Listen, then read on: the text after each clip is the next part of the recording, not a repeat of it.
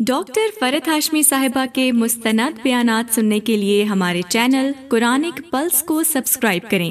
یہاں قرآن و حدیث کی روشنی میں حقیقی رہنمائی اور روحانی ترقی کے خزانے ملیں گے۔ ابھی جڑیں اور دین کو گہرائی سے سمجھیں۔ السلام علیکم ورحمۃ اللہ وبرکاتہ۔ کیا حال ہے آپ سب کا؟ نحمدہ ونصلی علی رسولہ الکریم، اما بعد فاعوذ باللہ من الشیطان الرجیم، بسم اللہ الرحمن الرحیم۔ رب اشرح لی صدری ویسر لی امری واحلل عقدۃ من لسانی یفقہوا قولی۔ رمضان کے لیے تیار ہیں؟ اچھا یہ بتائیے، آپ لوگوں نے کتاب کلاس میں شروع کی ہے شہر رمضان؟ کس کس طرح تیاری کی جاتی ہے؟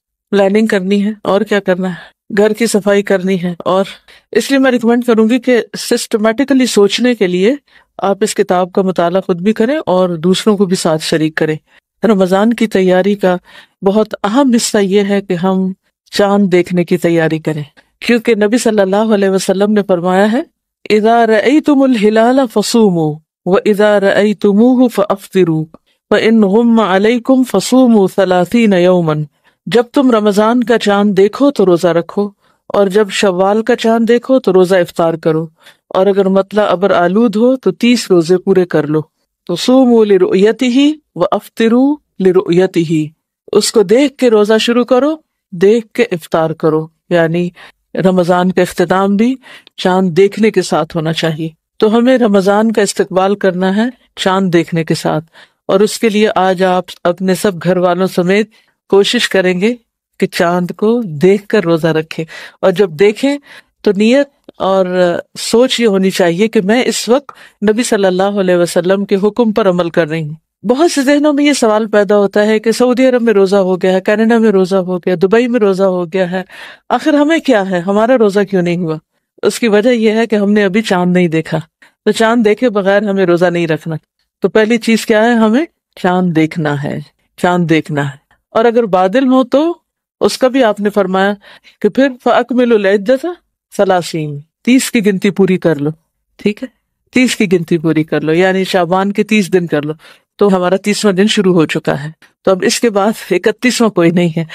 تو کل ویسے تو روزہ ہوگا ہی، تو اس کو فار گرانٹیڈ نہیں لیں کہ کل روزہ ہے تو روزہ رکھ لیں گے، سب رکھ رہے ہیں ہم بھی رکھ لیں گے، تو اس کو سنت کے مطابق شروع کریں۔ اس کی کیا وجہ ہوتی ہے کہ سعودی عرب میں چاند نظر آ جاتا ہے اور ہمارا نظر نہیں آتا ہے؟ ٹائم زون کا فرق ہونے کے علاوہ آپ دیکھیے کہ چاند کب دکھتا ہے، جب سورج ہوتا ہے یا نہیں ہوتا؟ نہیں ہوتا۔ سعودی عرب میں سورج ہم سے 2 گھنٹے بعد غروب ہوتا ہے، یہ معلوم ہے نا آپ کو، یعنی 2 آورز کا ڈفرنس ہے، ٹائم ڈفرنس۔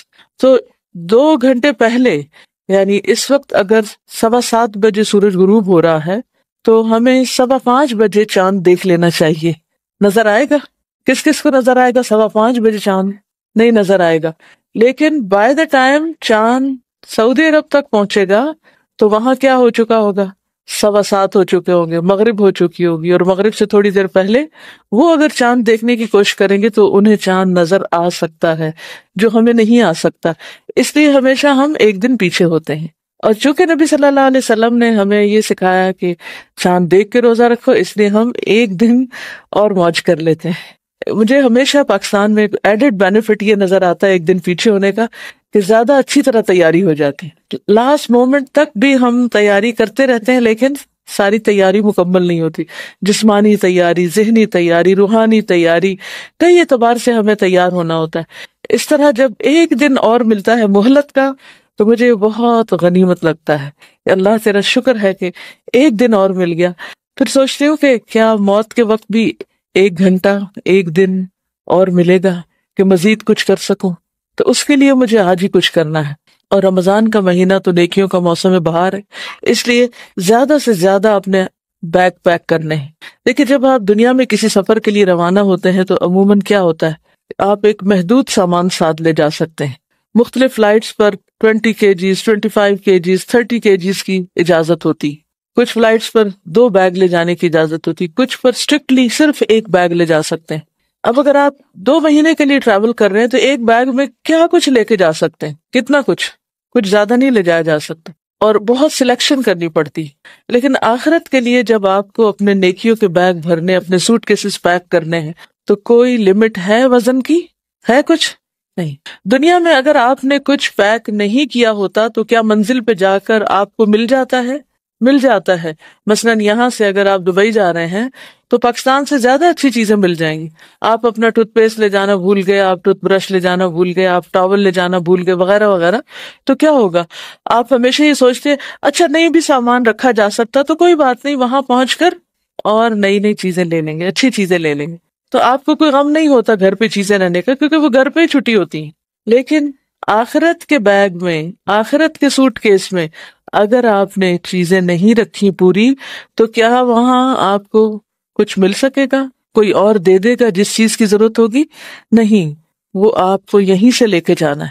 تو اس لیے ایسا موسم بہار اور ایسی سیلز کا سیزن آ گیا ہے کہ جس میں چھوٹی چھوٹی نیکیوں پر بے شمار اجر ہے. خوب خوب بیگ بھر لیں اور اس کے لیے چست چاق کو چوبند ہو جائے، کمر باندھ لیں، گیٹ ریڈی. ٹھیک. اور کیا کیا کرنا ہے آپ کو، اس کا آپ کو اس کتاب سے کرنے کے کام کے تحت بہت کچھ مل جائے گا. تو میں یہ چاہوں گی کہ آپ اس کا صرف ایک بار نہیں کئی بار مطالعہ کر لیں تاکہ کوئی کرنے کا کام رہ نہ جائے، کوئی بھی سامان پیک ہونے سے چھوٹ نہ جائے. آخرت کا سفر تو ہمارا ہر وقت جاری ہی جاری ہے. کس کس کو چاند دیکھ کر دعا پڑھنی آتی ہے؟ الحمدللہ سب نے زبانی یاد کر لی. جنہوں نے یاد نہیں کی وہ کتاب ساتھ رکھے اور جس وقت چاند دیکھے تو ایک نظر نیچے دیکھے، ایک اوپر دیکھے، نیچے دیکھے اور دعا پڑھ لیں. اللہم اہللہ علینا بالیمن والایمان والسلامتی والاسلام ربی وربک اللہ. یا اللہ ہم پر یہ چاند امن، ایمان، سلامتی اور اسلام کے ساتھ طلوع فرما. اے چاند میرا اور تیرا رب اللہ ہے. یعنی ہمارے اور چاند کے بیچ میں ایک چیز کامن ہے کہ دونوں کا رب اللہ ہے. یعنی چاند ہمارا رب نہیں، کیونکہ کچھ قومیں چاند، ستارے، سورج ان چیزوں کو پوجتی ہیں تو ہم ان کو نہیں پوجتے. یہ تو صرف اللہ کی نشانیاں ہیں جو ہمیں اوقات بتانے کے لیے اور دیگر فائدوں کے لیے دکھائی گئی ہیں، ورنہ اصل چیز یہ ہے کہ ہم سب کا رب اللہ ہے. جیسے ابراہیم علیہ السلام نے چمکتے چاند کو دیکھ کر سوچا کہ شاید یہ رب ہو، لیکن جب غروب ہوا تو کہا کہ یہ رب نہیں ہو سکتا، تو وہ رب نہیں. دوسری دعا ہے اللہ اکبر اللہم اہلہ علینا بالامن والایمان والسلامت والاسلام والتوفیق لما تحب وترضى ربنا وربک اللہ. اللہ سب سے بڑا ہے. اے اللہ یہ چاند ہم پر امن، ایمان، سلامتی اور اسلام کے ساتھ طلوع فرما اور اس چیز کی توفیق کے ساتھ جس کو تو پسند کرتا ہے. یعنی ہمیں اس مہینے میں ایسے کام کرنے کی توفیق دے، اور نہ صرف یہ کہ اس مہینے میں بلکہ سال کے ہر مہینے میں، کہ جس سے اللہ سبحانہ تعالیٰ راضی ہو جائیں. ہمارا اور تیرا رب اللہ ہے. تو اللہ کرے ہمارا یہ رمضان گزشتہ تمام رمضانوں سے بہت ہی بہترین ہو. ایک بات پچھلی بات کے حوالے سے، جہاں ہمیں رمضان کی آمد کی خوشی ہونی چاہیے اور رمضان میں اپنے ایمان کی تجدید ہونی چاہیے، کیونکہ دعاؤں میں بھی یہی چیز ہے، لیکن یہ سب کچھ صرف رمضان تک ہی نہیں رہ جانا چاہیے. کسی کا قول ہے بئس القوم لا یعرفون اللہ الا فی رمضان. کتنے برے ہیں وہ لوگ جو اللہ کو صرف رمضان میں پہچانتے ہیں، اللہ کی طرف صرف رمضان میں رغبت کرتے ہیں. تو ہمیں سارا سال رمضان کی طرح اللہ سبحانہ تعالیٰ کی طرف رجوع کرتے رہنا ہے. ٹھیک ہے. اور ہو سکتا ہے آپ سوچتے ہو کہ اتوار کے دن کیوں بلا لیا گیا ہے اور ہماری اب کوئی چھٹی نہیں. تو آپ دیکھیے کہ پورا رمضان روزے کی چھٹی ہے کہیں، تو پھر جب روزے کی چھٹی نہیں تو قرآن پڑھنے کی بھی چھٹی نہیں. ٹھیک ہے. تو ہم رمضان کا استقبال چھٹی نہ منا کر رہے ہیں انشاءاللہ. یہ بھی تیاری کا ایک حصہ ہے. تیاری سے مراد صرف کپڑے دھونے اور گھر صاف کرنے کی تیاری نہیں، تیاری سے مراد روحانی تیاری بھی ہے کہ ہم واقعی رمضان میں کچھ کر سکیں. ٹھیک ہے. وآخر دعوانا ان الحمد للہ رب العالمین. السلام علیکم ورحمۃ اللہ وبرکاتہ.